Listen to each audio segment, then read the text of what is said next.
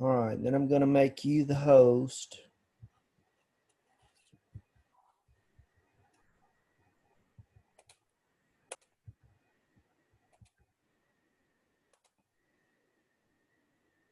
And you should be able to share your screen. Okay.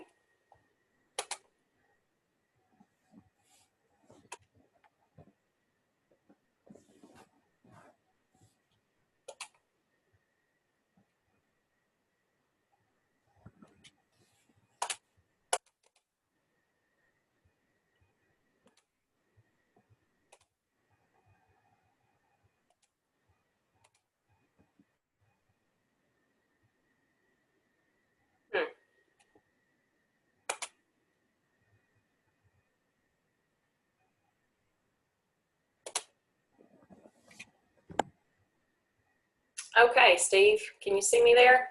Weed looks good. Great. All right, well, if you're good to go, I think we're ready. Good deal. Ready? Yep. Hey, everybody. Today we're going to talk about water quality and testing water quality. This is Stephanie Butcher from Coweta County. She's Extension Coordinator there. She does a lot of work with water quality, and we are very fortunate to have her. Thanks, Stephanie. Thanks for having me, Steve. I am looking forward to talking about water quality today. I mentioned earlier this isn't one of the most exciting topics that we usually talk about in Extension, but it's one of the most important, I think, and we do a lot of work in Coweta County with testing well water and things like that. So Steve is going to be keeping an eye on the chat box, so I'm more than willing to stop throughout the presentation. If you have questions, just type those right in the chat box, and Steve will let me know when we have a question, and I'll answer those as we go along. So we're going to start out today and just talk about what's in your water. A lot of times we have people come in the extension office and they want to run a water test, but they are not even sure what kind of well that they have. So today, as we get started, we're going to start off and talk about types of wells. We'll talk about some common water quality issues. We're going to talk about when and how to test your well water, and then what to do if you find that you do have a well water problem. So I can't tell you how many times somebody walks into the front desk at the Coweta Extension office and says, I need to have my water tested. And I say, great, we'll be glad to help you with that. What kind of well do you have, first of all? And they'll say, it has water in it. And so I start asking some more questions to kind of see if we can figure out if it's a drilled well or a bored well, because a lot of times drilled wells, well, many times drilled wells tend to have a lot fewer issues with them than what bored wells do. So your drilled well is going to look like what the picture that you see there on the right, and your bored well is going to be the picture that you see on the left. So a lot of times when I kind of give a description of what those look like, somebody will immediately know right then and there whether it's a bored or a drilled well. Bored wells are ones that tend to have more issues with them because they're shallow. I've talked to specialists at the university, and they will make the comment that bored wells are typically no better than what a hand dug well used to be. They're shallow, they're usually no deeper than about 50 feet. They have that large concrete casing that's about 3 feet across the top, and that you can see the lid on the top there that can come off. I've seen wells in our county in particular that the concrete, basically the lid that's on that concrete casing, is missing completely. I have seen wells where plywood has been laid across the top, and if you pull that plywood off, you look directly down into the water that is coming into their home to drink. So I've seen those lids that have big cracks in them that basically makes that well not secure.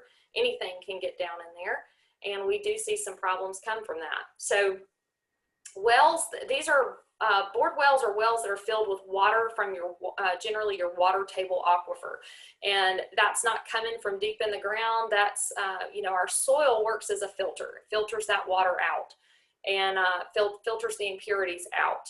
And so when that water doesn't have very far to go down through that soil, it just does not get filtered like it would going into a deeper aquifer.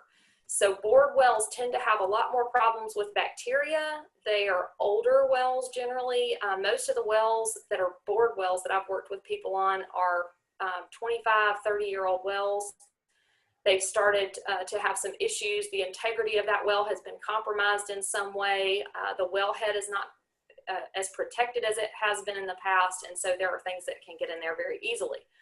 They're generally more susceptible to contamination than those drilled wells because of that, because of the way that they are designed and that they are much more shallow. A drilled well, however, is usually a deep well. It's generally over 100 feet deep. Most of the average well that I work with homeowners is generally between 250 and 500 feet deep. I did work with someone who had a 700-foot well one time. It's probably the deepest one that I've seen in our area. It does have a smaller opening at the top. It's got this blue cap that you see in this picture. It's a well cap that's on there, and those openings are generally 8 to 12 inches, 10 to 12 inches, something like that. These are wells that get their water from the aquifers that are found in the fractures of the bedrock, and they're generally less susceptible to contamination than bored wells. You generally have many fewer issues with bacteria in wells like this. So here's an example of a well system that you can see. And if you notice, this is really more of the way that a drilled well would be designed down into that aquifer. And then a shallow bored well is going to be much lower than that. It's not going to go nearly as deep as this picture here. But you can see the way that it's designed here. The one thing I wanted to show is that that septic system is at least a 50-foot minimum setback there. We do run into situations where wells were constructed in areas closer to homes than they probably should have been. And so the location of a well can definitely affect how secure that well water is. So let's talk about some of the common water quality issues that we see. Generally, we have people come in to test their water because they have a problem. And a lot of times that can be an off taste.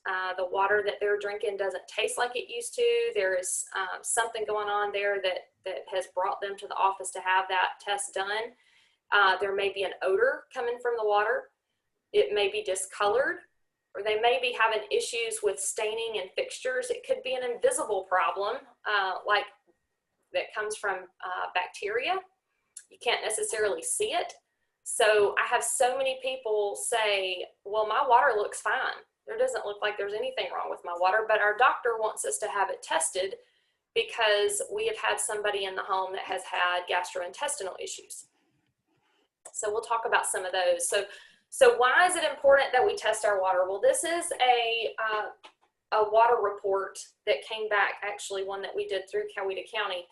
And you can see this is actually a well that someone was drinking water out of. The total coliform came back and E. coli came back not acceptable because the results were over 200.5, which is the highest level that they list on there. And the E. coli was present in that well also at 5.3. This well is very, very dirty. It has a lot of bacteria in it, and for sure you don't need to be drinking water out of a well that has E. coli in it. I was able to work with this homeowner to solve these issues that they had with the bacteria, but this was actually from a drilled well, and there was a problem with that drilled well.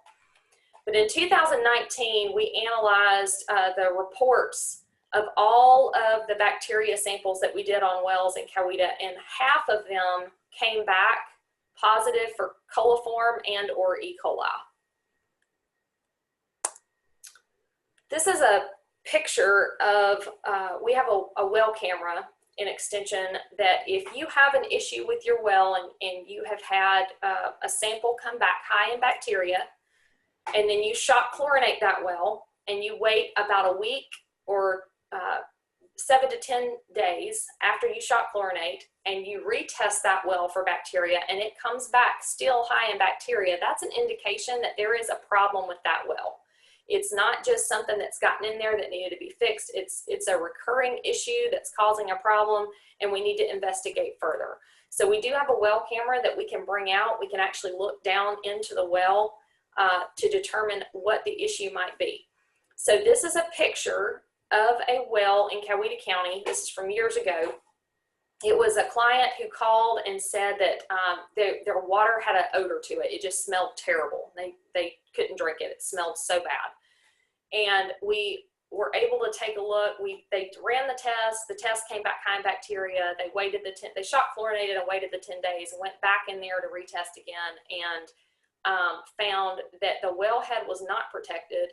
And this area that you see over here on the left was something that got down into that well and was basically creating the bacteria issue that they had in there. And I'm gonna see if this is gonna work for me here. This is just a picture of, can you see that, Steve? It's just a blank screen right now. Blank? Well, yeah, it's more like a blue screen. Huh. All right, let's see. See if I can get this to work here.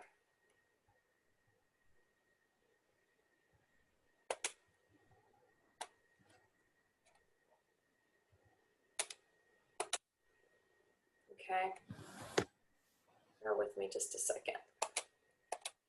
Thought I would be able to share this part. New share, there we go. All right, how about now? There you go. All right, sorry about that. All right, so this is actually the well camera.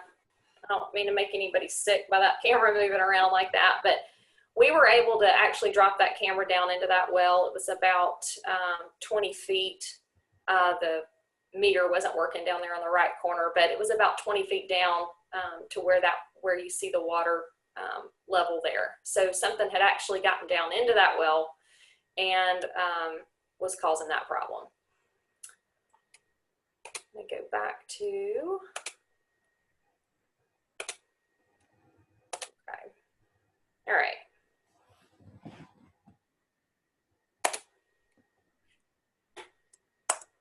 All right, so let's talk about when and how to test your well. So anytime that you have a new well installed, that well driller is going to test that water, or should test that water. Once that well's installed, it will be should have a bacteria test run on it, and you should always have what's called an expanded test, and we will talk a little bit more about that in a few minutes about the details. But you should always have those tests run. It will give you a good baseline for your water, and it's going to tell you if any treatment is needed. If you have never tested your well water, or if you haven't had it tested in the past at least 3 years, we definitely recommend testing it. If you have someone in the home that's complaining of gastrointestinal issues or having stomach problems, things like that, you definitely want to go ahead and test your water. If anyone is pregnant in the home or plans to become pregnant, that's something that, that you would want to test for. Making sure that that water doesn't have any problems that are going to cause issues with that pregnancy.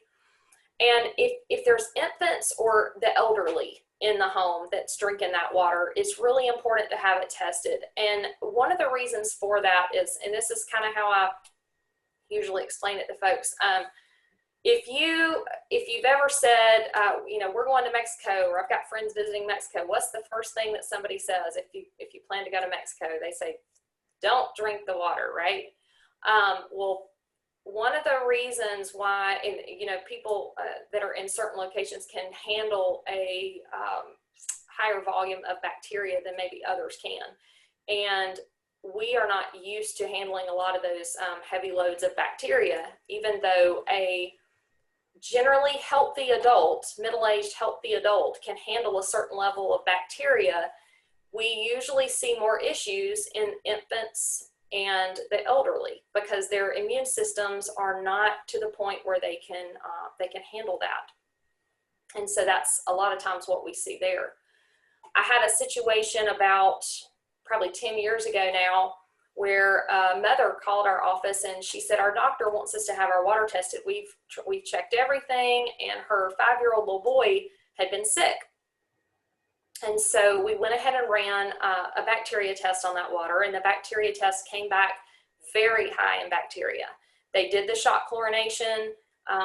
We retested the water. It again came back extremely high in bacteria. So we took the well camera out. We took a look down the well.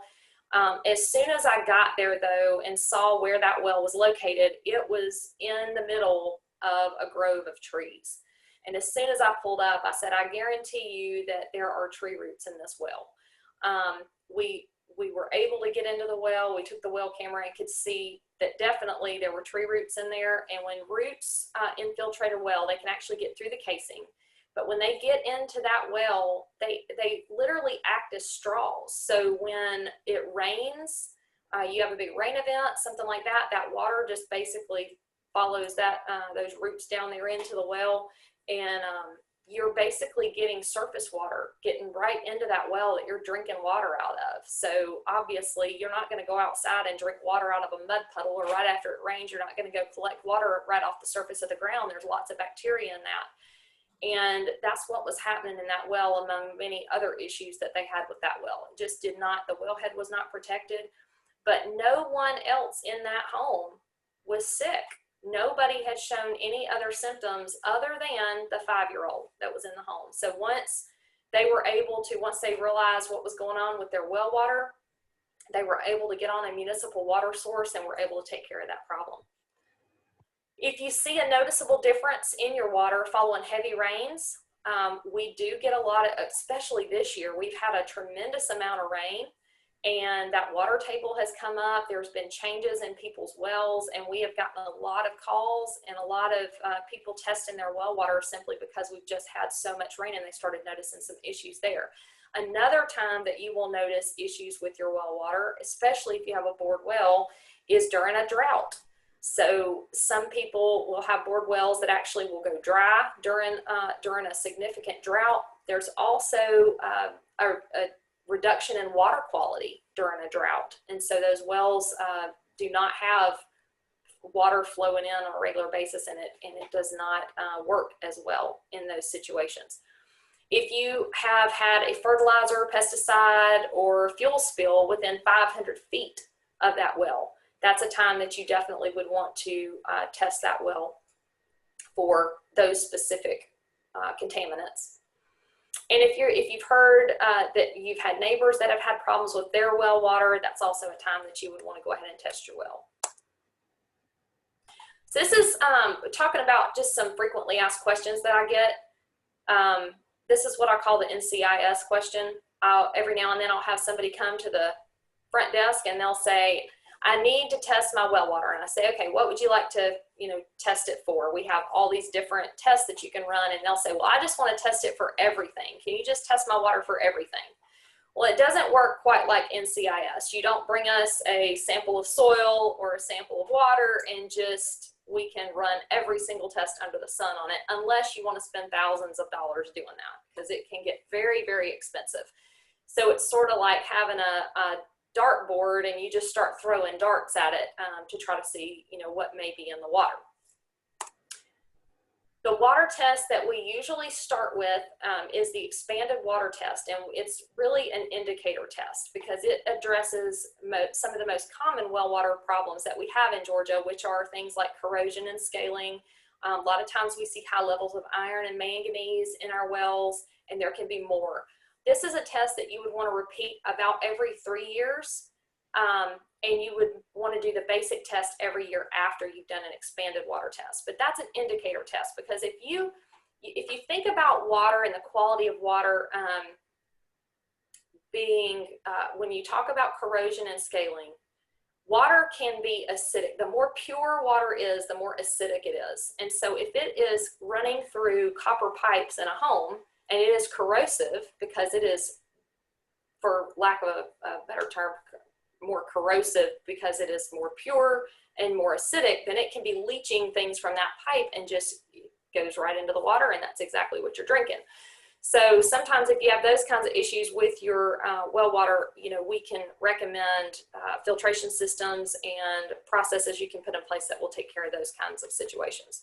But the expanded water test is, it runs about, it's $60 plus the cost of shipping.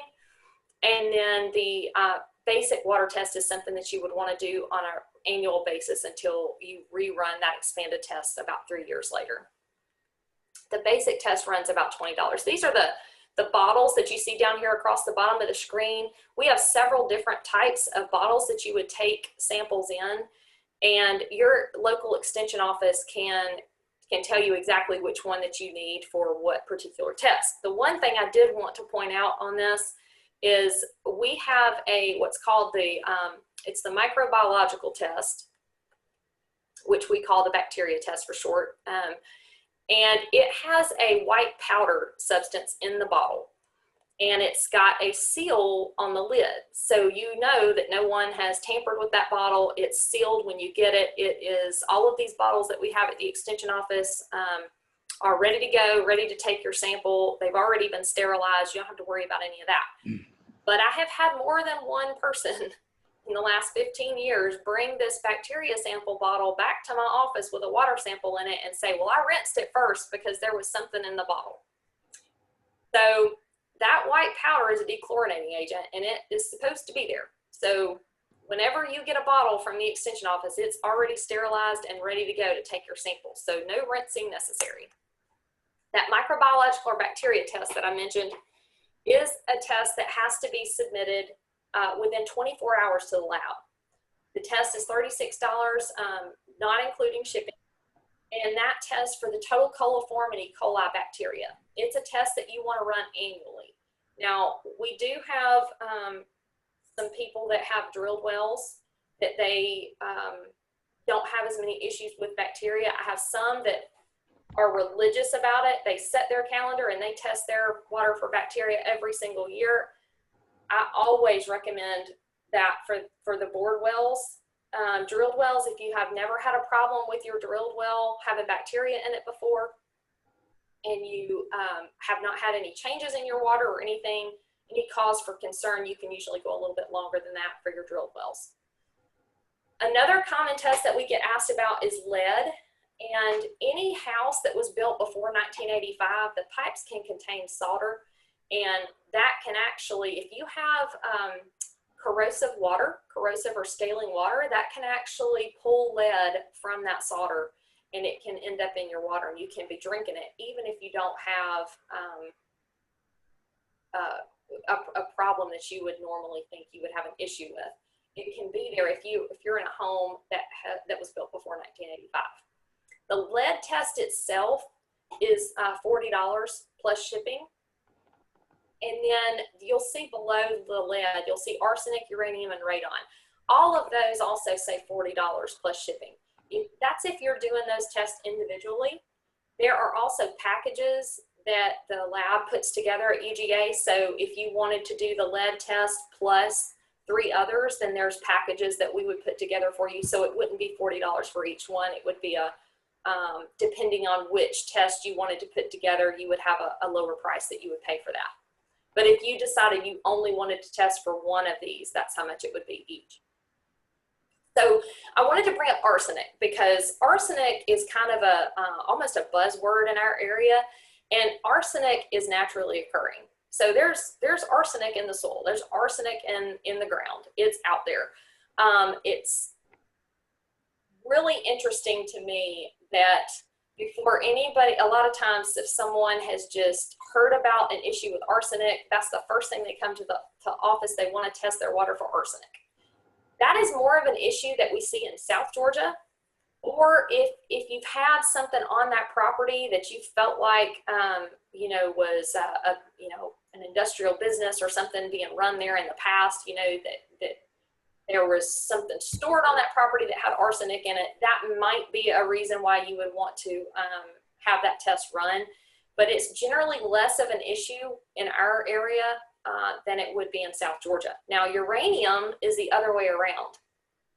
Uranium is one of those things that in the past probably 5 to 10 years, they've started talking about a little bit more, because in the North Georgia area above the fall line is where uranium tends to be more of an issue.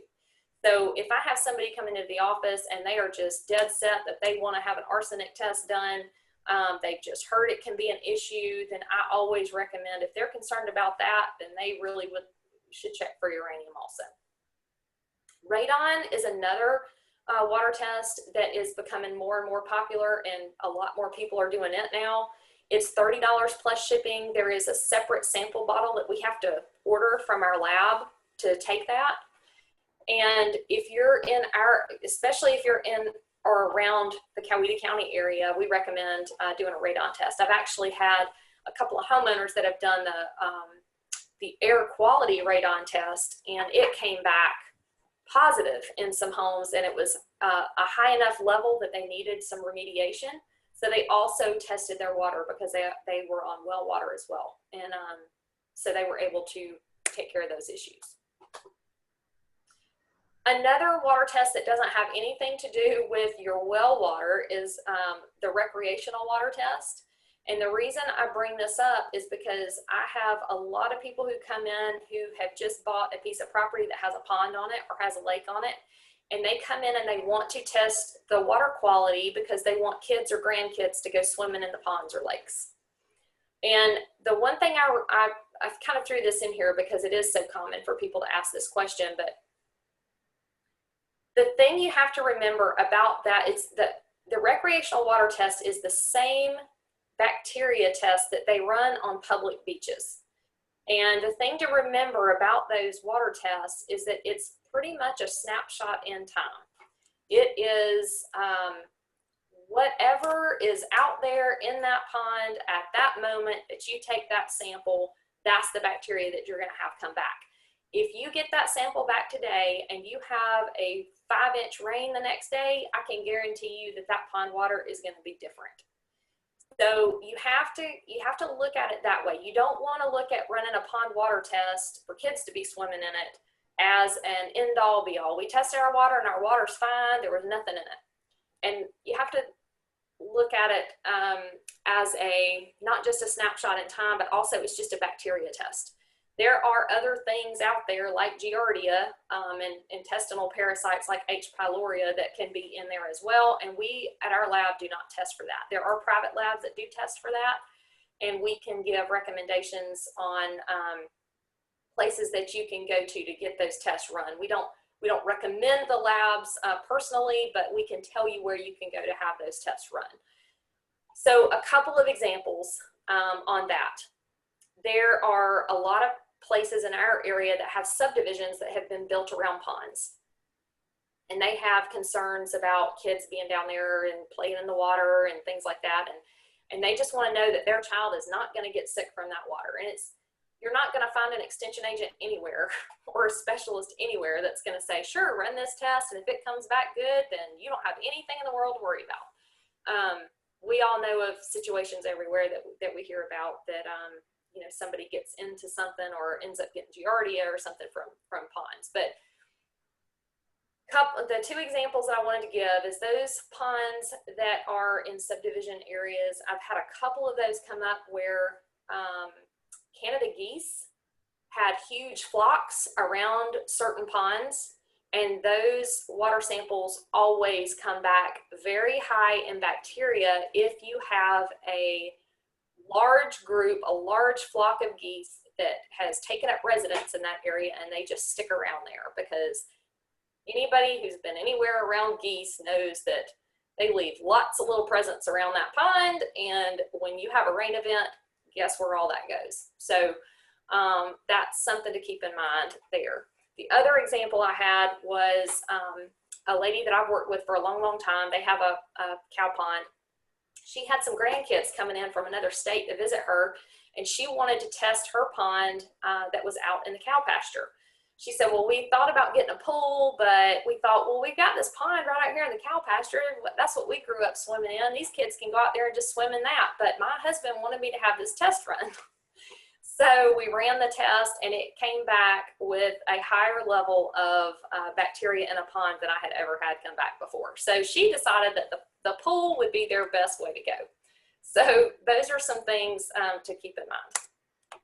All right, so when you get a test result back on your water, you're gonna have, it's gonna have the letter P or the letter S under the EPA maximum levels that are listed on your report. And that P stands for a primary standard. So primary standards are all based on health considerations. That's from a health standpoint, as far as this is the number, the EPA maximum level that can be in that water to avoid any kind of potential health impacts. The S stands for secondary standards. So primary standards is going to be something that would be a toxic pollutant, microbial pathogens, radioactive elements, organic, inorganic chemicals, things like that, that would generally cause issues. Your secondary standards are going to be more related to things like that it doesn't taste good, the odor is off, it's got a different color to it, it's corrosive, there's some foaming and staining going on, things like that that wouldn't necessarily cause quote unquote health issues, but be concerning because they would cause issues with like staining your laundry or staining your fixtures, or it just doesn't taste right, just has an off taste. So here's an example. So this is a cutout example that I took from a water test that came back in Coweta for copper. So that copper was over the level, it was at 3.13, and that's what it's going to show up as on your report. If it's over one of those secondary or primary levels, it's going to be in red, so that you know that that's something that you need to take a look at. Then on the second page of that report, it's going to give you an explanation. So this, I didn't put this on here for y'all to read everything on there, but the point is that when you get something that comes back like that, if there's nothing that shows up on that report that's over the secondary or primary levels, then at the bottom of that report, it's going to tell you that all elements tested within permissible limits. But it will also tell you that this did not test for bacteria. This was only for the parameters listed on that expanded test. But copper, when it is over, this is my example of secondary and primary, because that secondary parameter of 1, so if it's over 1, say it comes back at 1.2 or 1.1, that's probably going to be causing staining, some blue-green staining on your fixtures, your bathroom fixtures, your kitchen fixtures, things like that. But once it gets to that 1.3 or above, that can actually be a health issue.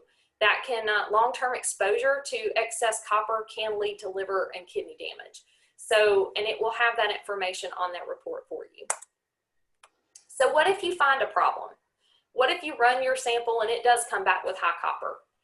What we would do is we would work with a specialist at the University of Georgia lab to determine either a filtration system that you would need to take care of that issue, or if it is a very significant issue with bacteria, like that one well that I showed you the example of with the high E. coli and high total coliform, that may be a well that needs to be abandoned. It needs to be filled. It needs to be, you don't need to be using it for drinking water or something like that. It may be something that you could use to irrigate your lawn.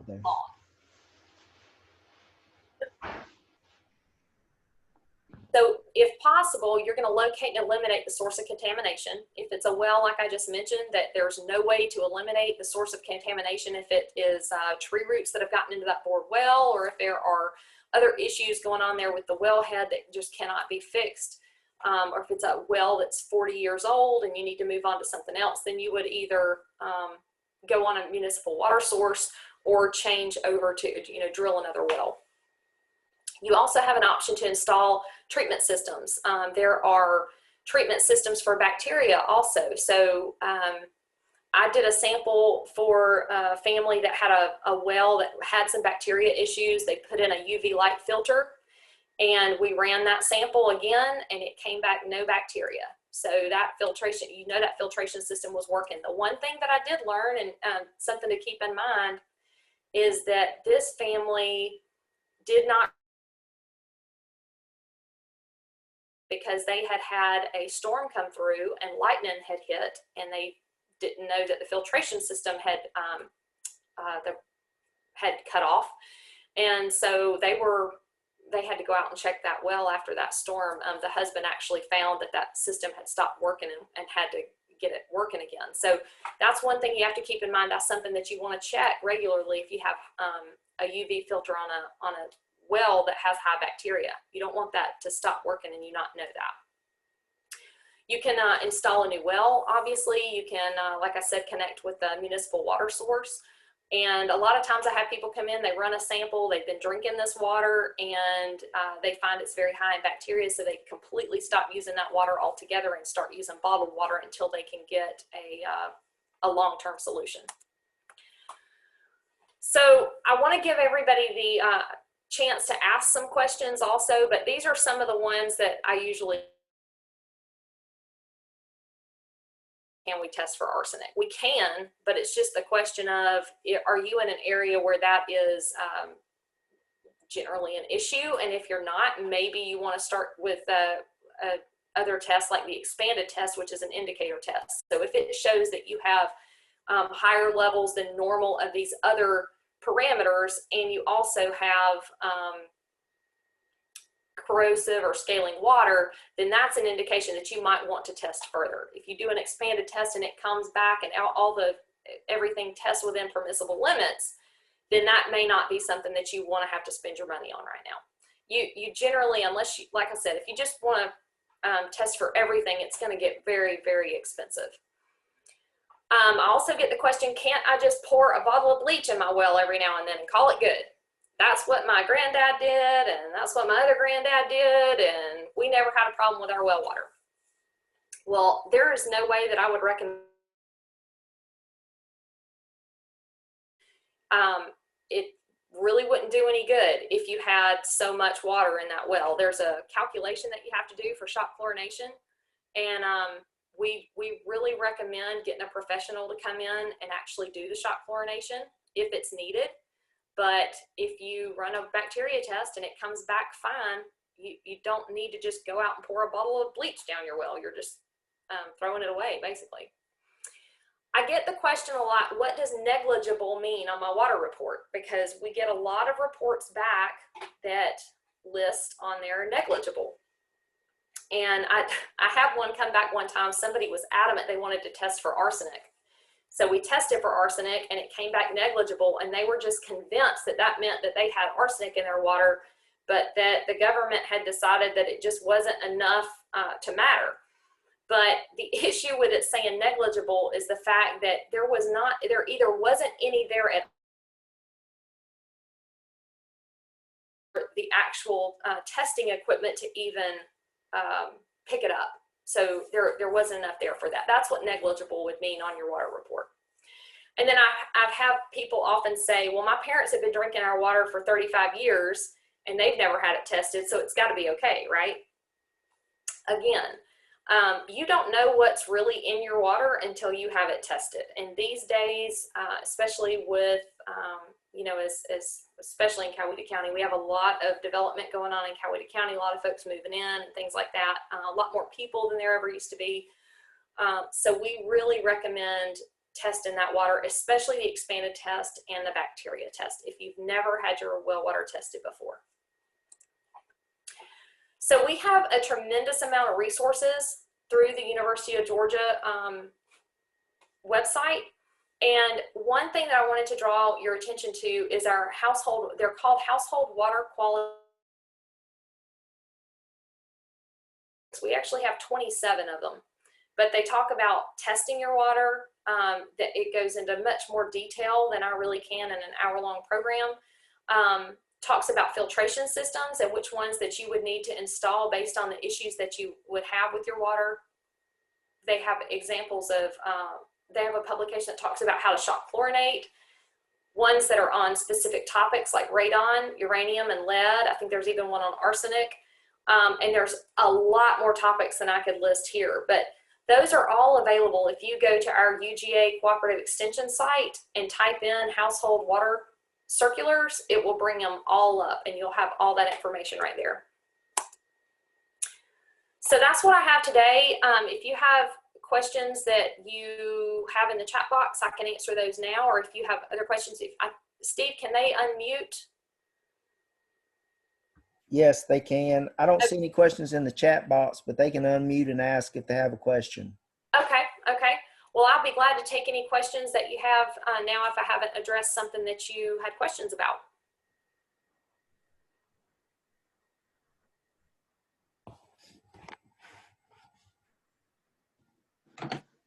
Hey, Steve, this is Wes Dorman. Can you hear Hey, me? Wes. We live in Savannah, but we have that property in Harris County there off of Hines Gap. And Yep. so we're in and out of that little cabin a lot. We noticed when we're gone for a long time, the kind of sulfury smell. This what I remember growing up smelling in a well. Is that kind of an automatic for getting a treatment system installed? It seems like when we're there a lot, it fades away. We're not seeing any staining or anything like that. We're not heavy iron or anything, but just that smell is kind of a nuisance. But we bought the property 5 years ago and have never had it tested. So it sounds like I want to get the standard test at least. But is that smell probably just because the water is so static? And I'll unmute. I'll mute. Okay, Wes, thanks so much. So yeah, I can tell you that if that well is not being used for weeks at a time or even months at a time, you probably need to go ahead and flush that well when you get there, when you come to visit, because it's that does happen. And I actually just recently, a few weeks ago, had somebody who came in and they wanted to run a water test, and I talked to them for a while about their well and everything, but they didn't mention that they hadn't used the well in months. And so when we got the sample back, it was sky high in all kinds of things. And so when I called the client back and I said, I got to talking to him a little bit about the sample results, and he said, oh, well, you know what? I didn't realize that I needed to flush that well. We haven't actually used it in about 3 months. So that is something that when a well sits for a while and hasn't had water circulating through it, it definitely needs to have that done. Thanks. That doesn't surprise me. That's a pleasant surprise. Not a $2,000 problem. Hopefully not. Thank you. Sure. Anything else?